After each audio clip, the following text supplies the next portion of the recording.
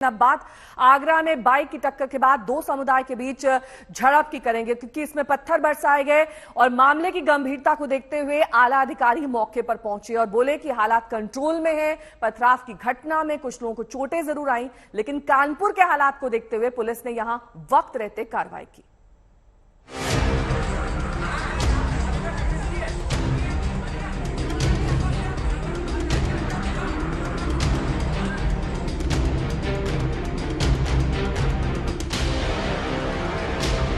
आगरा में क्यों बरपा हंगामा?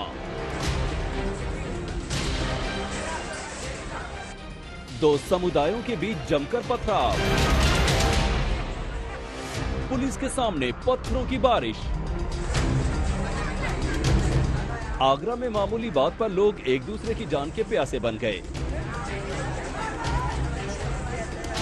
पुलिस समझाती रही, लेकिन पत्थरबाज अपने मिशन पर लगे रहे। क्या बड़े क्या बच्चे, जिसे देखो वही पत्थर लेकर सामने वाले की जान लेने पर तुला दिखा। बड़े अपने से छोटे को कैसे समझाएं, क्योंकि वो खुद पथराव में मशगूल दिखे। समझिए ऐसा क्या हुआ कि जिस इलाके में सब कुछ सामान्य चल रहा था, वहां अचानक सड़कों पर पत्थर ही पत्थर बिछे दिखे। घटना शाम करीब 7:30 बजे की है।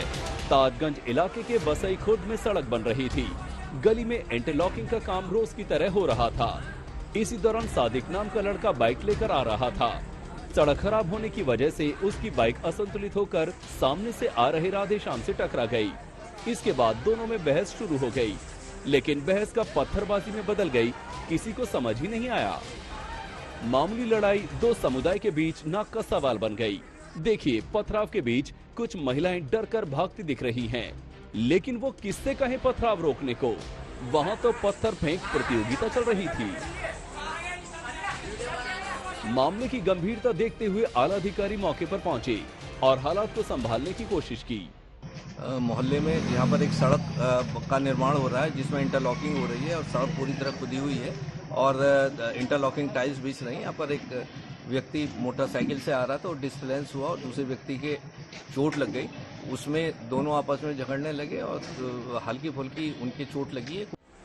पुलिस जांच के बाद कार्रवाई की बात कह रही है। पुलिस का दावा है कि सब कंट्रोल में है। अरविंद, आगरा, आज तक।